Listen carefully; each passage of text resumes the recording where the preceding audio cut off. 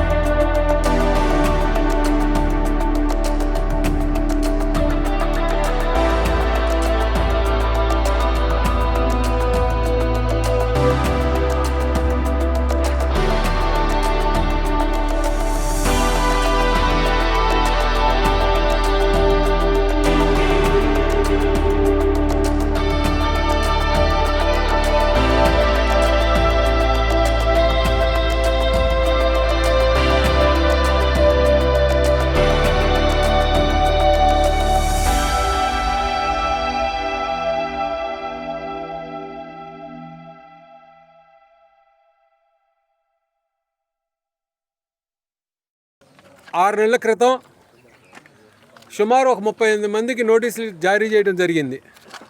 జారీ చేసిన సమయంలో మేము వైఎస్ఆర్ కాంగ్రెస్ పార్టీ తరఫున ఇక్కడ ఉన్నటువంటి నివాసం ఉన్నటువంటి ఈ పేద బడుగు బలహీన వర్గాలకు సంబంధించిన ఈ 38 మంది కుటుంబాలు కూడా 40 సంవత్సరాల నుంచి ఇక్కడ పై చిల్లుకు నుంచి నివాసం ఉంటున్నారు. వాళ్ళు ప్రత్యామ్నాయంగా మీరు కనుక మున్సిపాలిటీలో ఏర్పాటు చేస్తే మేము అక్కడికి తరలి వెళ్తానికి మేము సిద్ధమని చెప్పి వాళ్ళందరూ కూడా వాళ్ళు మద్దతుని తెలియజేయడం జరిగింది. మరి ఏం ఆలోచించారో నాకైతే తెలియదు, కానీ ఒక 18 మందికి అక్కడ ఉన్నటువంటి తొలగించి మేము భీకరంగా భీకరమైన పోరాటాలు చేస్తే అక్కడ ఆ కాలకట్టమట ఒక 18 మందిని మున్సిపాలిటీ పరిధిలోని తాడిగడపలో వాళ్ళకు 18 మంది పట్టాలు ఇవ్వడం జరిగింది. మరి ఆనాడే ఇప్పుడు తొలగించినటువంటి ఈ 18 మంది కూడా నోటీసులు జారీ చేసిన సమయంలో మేము కూడా సంసిద్ధత ప్రదర్శించి తెలిపి మేము కూడా ఖాళీ చేస్తామని ఆనాడే తెలియజేయడం జరిగింది. మరి ఇక్కడ ఉన్నటువంటి యంత్రాంగం, ఇక్కడ ఉన్నటువంటి స్థానిక ఎమ్మెల్యే మ్యాచ్ ఫిక్సింగ్ జరక్క ఈ రియల్ ఎస్టేట్ దందా ఆ రోజున వీళ్ళతో బేరసారాలు కుదరక వాళ్ళు వీళ్ళకి డబ్బులు ముట్ట చెప్పకపోవడం కారణం చేత దీన్ని పెండింగ్లో పెట్టి 6 నెలలు గడిచిన తర్వాత ఇక్కడ ఉన్నటువంటి రైతులు రియల్ ఎస్టేట్ సంబంధించినటువంటి ఈ రైతులందరూ వాళ్ళకి ముట్ట చెప్పిన తర్వాత పీకేటువంటి ప్రక్రియ మొదలెట్టాడు. నేను అడుగుతా ఉన్న ఈ కమిషనర్ గారిని, మీకు న్యాయం అన్యాయం చట్టం ఏమీ వర్తించవు. మీరు ఆనాడు ఈ 38 మందికి నోటీసులు ఇచ్చిన సమయంలోనే మా యొక్క సంసిద్ధతని మేము మీకు తెలియజేశాం. వీళ్ళందరూ కూడా నిరుపేదలు, రెక్కాడితే కానీ డొక్కాడినటువంటి పరిస్థితులు.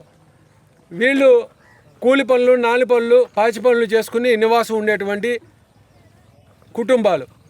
వీళ్ళు అంటే ఎంత అలుసో ఇక్కడ ఉన్నటువంటి ఎమ్మెల్యేకి ఆయన యొక్క నిరంకుశక వైఖరి చూస్తుంటేనే అర్థమవుతూ ఉంది.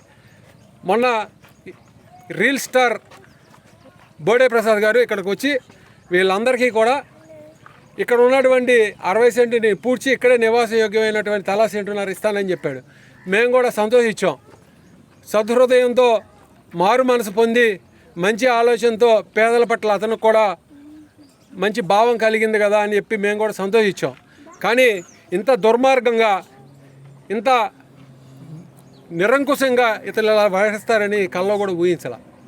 అతనికి కేవలం ఎప్పుడు మ్యాచ్ ఫిక్సింగ్ అంటే రియల్ ఎస్టేట్ వాళ్ళ నుంచి ఎప్పుడైతే ఆయనకి సంబంధించినటువంటి ముడుపులు అందగానే నిరుపేదలు లేరు, ఎవరూ లేరు, మొహమాటం లేకుండా నిర్మోహమాటంగా వాళ్ళని రోడ్ల మీద పాలు చేసేటువంటి పరిస్థితి. కనీసం వాళ్ళ సామాన్లు కూడా తరలించుకోలేని పరిస్థితుల్లో వాళ్ళందరినీ నిద్ర సమయంలో ఉండగా వాళ్ళందరి కనీసం వాళ్ళ సామాన్లు కానీ ఆధార్ కార్డులు కానీ లేకపోతే సంబంధించిన ఏవి కూడా బయట నుంచి తీసుకురాకుండానే 4 డోజర్లు తీసుకొచ్చి మరి పోలీసుల్ని రౌడీ మోకల్లాగా వ్యవహరించి ఇక్కడ అందరినీ అడ్డుకునేటువంటి ప్రయత్నం చేసి వాళ్ళ పొట్టగొట్టినటువంటి పరిస్థితి. నేను చెప్పింది వాస్తవం అవునా కాదా?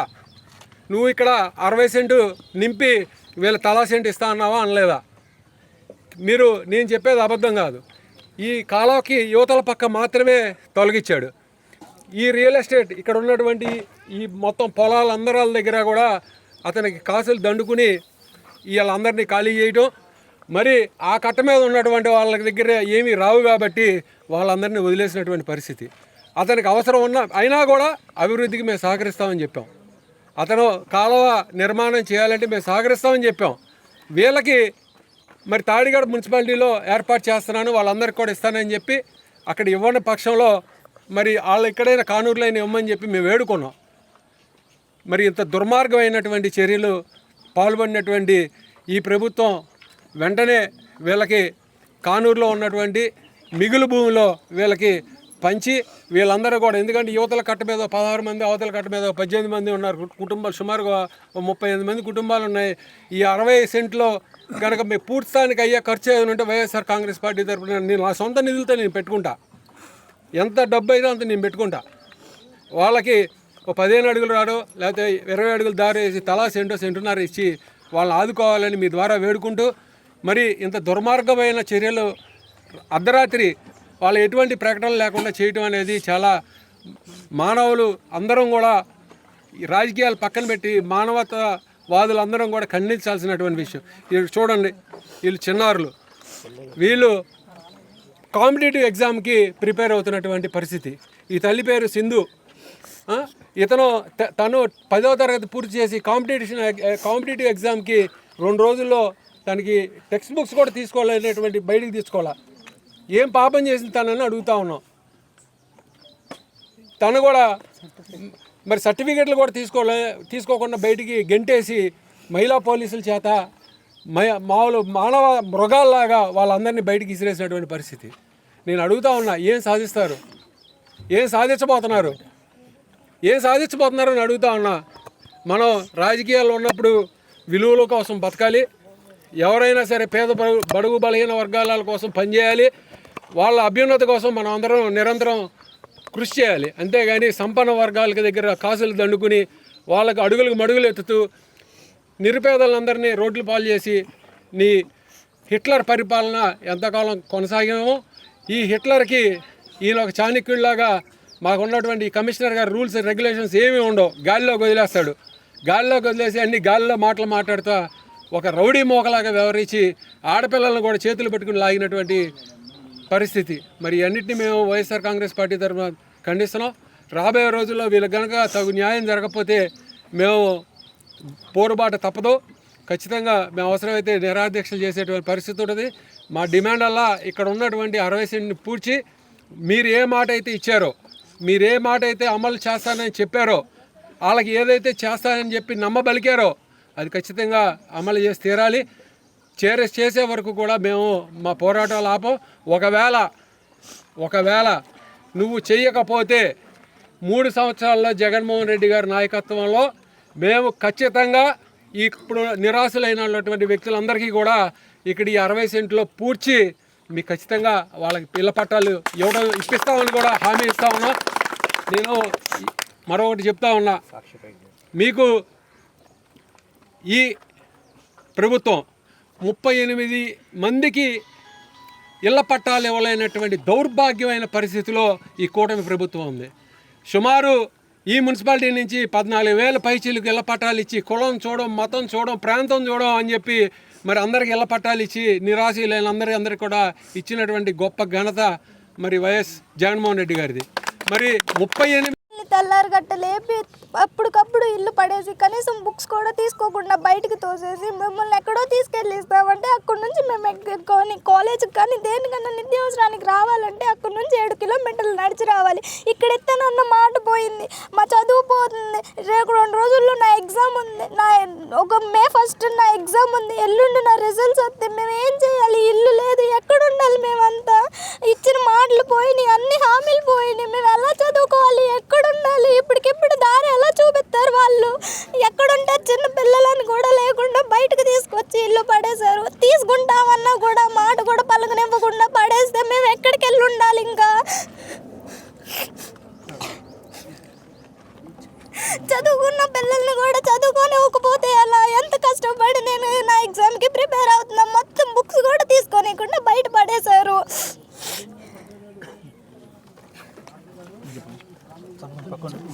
కనీసం నాకు నా సర్టిఫికేట్స్ తీసుకునే టైం కూడా ఇవ్వకుండా నన్ను బయటికి లాగేశారు. అదేమంటే మేము సర్దుతాం రా అని సర్టిఫికేట్స్ కూడా పడేశారు. నేను ఫైనల్ పీజీ చదువుతాను, 4 రోజుల్లో నా ఫైనల్ ఎగ్జామ్స్. ఇప్పుడు నేను ఏం చదవాలి, ఎక్కడుండి చదవాలి, ఏం రాయాలి? నాకైతే ఏం అర్థం కావట్లా. ఇల్లు కూడా చూసుకోలేదు, అందుకు కనీసం పిల్లలు ఉన్నారని కూడా జాలేదు వాళ్ళకి. ఈ ఎగ్జామ్స్ రాయకపోతే నేను ఇప్పటి వరకు చదివింది మొత్తం వేస్ట్ అయిపోయింది. అడ్డు అన్నారు, మేము అభివృద్ధికి అడ్డు రాలా. ఇప్పుడు మాతో పాటు తీసిన ఆ ఇళ్ళకేమో దగ్గర ఇచ్చారు, మమ్మల్ని తీసుకెళ్ళి అడవులో పడేస్తున్నారు. మాకు చిన్న పిల్లలు స్కూల్కి రావాలన్నా తెల్లారులేసిన మా మగవాళ్ళు ఆటో నగరు పనులు, వాళ్ళు పని చేస్తాను మేము ఇంట్లో తినేది, మేము ఇక్కడ పనులు చేసుకునే వాళ్ళం. పిల్లలు చిన్న పిల్లలు వాళ్ళ స్కూల్కైనా అద్దెలు కట్టుకునే స్థితి కూడా మాకు లేదు. ఇప్పుడు తెల్లారి గట్ట 4ంటికి రావాల్సిన అవసరం ఏంటి? ఇప్పుడు మా ప్రత్యేకమైన ఏ చూపించారు? ఇప్పుడు మేము ఎక్కడ ఉండాలి? ఇంతమంది పసిపిల్లలు వేసుకుని ఇప్పుడు ఉన్నాం. మాకు ఇల్లు కూడా దొరకట్లేదు, మాకు టైం కూడా లేదు. ఇప్పుడు ఏం చేయాలి? ఎమ్మెల్యే గారు చెప్పాలి. మాకు న్యాయం చేయాలి. బోడే ప్రసాదరావు గారు మీకు చేతులెత్తి నమస్కరిస్తా.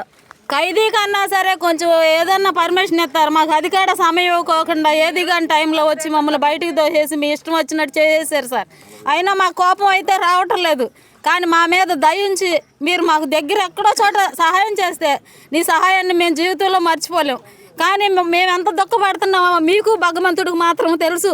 కానీ ఎక్కడికక్కడ తప్పించుకోవాలని మాత్రం మీరు అనుకోవద్దు సార్. దయచేసి మా బాధ వినండి సార్. సార్ ఒక బంధువులాగా మమ్మల్ని ఆశ్రయించండి సార్. ఏ ప్రభుత్వమైనా మాకు పర్వాలేదు, మాకు మంచి చేసే వాళ్ళు కావాలి, మేము అదే కోరుకుంటున్నాం. మిమ్మల్ని అయినా సహాయమే కోరుతాం, ఇంకొకరినైనా మేము సహాయమే కోరుతాం. మా మనసును అర్థం చేసుకుని మా బాధను మీరు మాకు మేలు చేయమని కోరుతున్నాం సార్. వెళ్ళామండి, వాళ్ళు ఎన్నిసార్లు కబుర్ చేస్తాను సార్ మేము వెళ్ళామండి. ఒకసారి కూడా ఇస్తామని చెప్పట్లేదు. లాస్ట్ సార్ మాత్రం ఈ చేరువిత్తం కుదరదమ్మా, మీ ఏ టైంలో వచ్చి మేము పడేస్తాం మాకు తెలియదు అన్న మాట ఒక్కటే చేతులు ఎత్తేసారు సార్. మాకు అది ఒక్కటే మాకు న్యాయం చేయండి సార్. ఏ పాత్రమైనా సరే మేము ఇంకా అంతకు మించి మేము ఏం అడగలేము సార్. ఇప్పుడు దిక్కులేని లాగా నడి రోడ్లు మేము మమ్మల్ని అర్ధరాత్రి పూట తీసుకొచ్చి పాడేశారు సార్. ఆ కుక్కలను తీసుకొచ్చి పాడేశారు. మాకైతే పనిముట్లు కూడా పోయినాయి సార్. నాకు ఇంట్లో మగవాళ్ళు కూడా లేరు సార్. నా భర్త నా దూరంలో ఉన్నారు సార్. నేను పనిముట్లు కూడా తీసుకోలేదు సార్. నా పనిముట్లు అన్నీ అట్టకి రాళ్ళల్లో పడిపోయినాయి సార్. ఒకసారి అవి కూడా వీడియో తీసి పెట్టండి సార్. నా పనిముట్లు అన్నీ పోయినాయి సార్. డబ్బులు కూడా పోయినాయి సార్. నా ఇంట్లో తీయలేకపోయాను సార్. ఎవరు తీసారో తెలియట్లేదు సార్. కరెంటు తీసేసారు సార్. ముందు మేర కరెంటు తీసేసారు సార్. కరెంటు తీసి క్రేన్లు తీసుకొచ్చి తోసేసారు సార్. ఇంట్లో మా పాప పడుకుంది సార్. అదంటే అంబులెన్స్ని పిలిచారు సార్. నా పిల్లలు హాస్పిటల్లో జాయిన్ చేయడానికి. నా పిల్ల పడిపోయింది సార్. ఇక్కడ ఉంది సార్. మేము ఇప్పుడు తీసుకెళ్ళి పొడికేసి వచ్చాం అక్కోళ్ళ ఇంట్లో. ఆ పాపను కూడా తీసుకెళ్ళి అంబులెన్స్లో మేము హాస్పిటల్ తీసుకెళ్తాము, అంబులెన్స్ని పిలవండి అంటున్నారే కానీ ఒక్కరు కూడా రావట్లేదు. ఆ పిల్ల కూడా అట్టాగే ఉంది సార్. మా ఒక్కటి సహాయం చేయండి సార్. చెరువు ఇస్తానని చెప్పారు సార్ ముందు. తర్వాత ఇవ్వము, అర్జున్ వాడు ఒప్పుకుంటలేదమ్మా, నా వల్ల అయితే ఏమి కాదు అని చెప్పారు సార్ ఎమ్మెల్యే సార్. ఇప్పుడు మీరు ఉండడానికి ఏమన్నా పునరావాస కేంద్రం ఏర్పాటు చేశారా? ఏమీ లేదు సార్. మళ్ళీ ఎక్కడ ఉంటారు? నడి రోడ్డు మీద వదిలేశారు సార్. అర్ధరాత్రి పూట వచ్చి ఇంకా ఎక్కడ ఉంటాం? నడి రోడ్డు మీద టెంట్లు వేసుకొని ఉంటామో ఏదో ఒకటి చేసుకొని ఉండాలి సార్. మాకు ఎటు మేము ఇల్లు కూడా మాట్లాడుకోలేదు సార్. ఈ క్షణాన్ని బట్టి వాళ్ళు రాత్రి అయినా మాకు చెప్పాలి సార్. తెలియచేయలేదు. రాత్రి మరి మేము పడేస్తున్నామమ్మా, మరి మేము నైట్ వస్తున్నాము, మరి పడేస్తున్నాము అని మాకు ఏదైనా ఒక్క విషయం మాకు తెలియాలి కదా సార్. ఆ విషయం కూడా మాకు తెలియచేయలేదు. తెలియచేయకుండా మేము ఏ క్షణాన్ని లేచి మేము ఎటు వెళ్ళిపోము సార్. పిల్లలు పడుకున్నాం ఇదిగో సార్. ఈ పసిపిల్లని కూడా లాక్కొచ్చి బయట పడేసారు సార్. ఈ పిల్లల్ని మేము వేసుకొని ఎట్టియాలం సార్. చదువులు మధ్యలో ఉండే దిక్కులను చోటు ఇచ్చి మేము పిల్లలు చదువులు మధ్యలో పెట్టుకొని మేమేం చేయము సార్. తీసుకెళ్ళి 30 సంవత్సరాలు ఉండి ఇక్కడే ఉండవు. మేము అక్కడికి దగ్గరే ఉంది సార్ అని కూడా మేము మొత్తుకుంటున్నాం సార్. ఆయన ఎన్నిసార్లు కబురు చేస్తే అన్నిసార్లు కూడా మేము వెళ్ళాం సార్. ఒక్కసారి కూడా మేము మిస్ అవ్వలేదు సార్. రేత్రి వెళ్ళాము, పగలు వెళ్ళాము సార్. పనులు మానుకొని సార్. అన్నిసార్లు